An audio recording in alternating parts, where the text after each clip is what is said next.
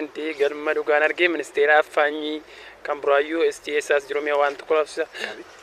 Nagaartu. Nagaa. Eessaa zuftan sanaan gara buraayyuutu sin beeka. Achira pirezidaantii affaanyii tokko keessan hin beekan. Asitti argee baay'ee manne.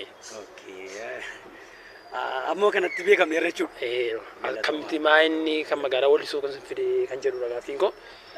Kuma carraan san argadde waan seejaa namani achi dhufee sin haasofsiisuu fi garaan koo baay'ee na yaada ture. Asumatti nama san argadde akka carraa hin amanne an. Galatoom. Dhugaa dubbachuu fi har'a bara 2016 damee Amboo kaampaasii Walisoo ijoollee bara kana eebbisiisa baga ittiin isaan ga'e jecha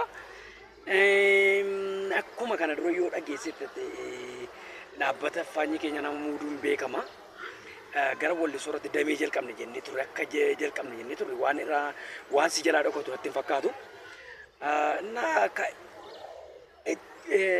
wanna kanatti fayyadame carraa kanatti fayyadame ijoollee asii ba'an kana asumatti amma ganamaan kan lamatti mana barbaanne qodaa jiru gashine darbaa jira shufeerri keessan immoo darbaa jira sin jedhaadha achi dhaabii paarkiin jedhee xiqqoo ishee ani wayii fedhimmasii biiroo galeen ba'a dhimma umfaanyii sanaaf asirraa achumaan immoo ijoolleen akka eebbifaman jedheeti.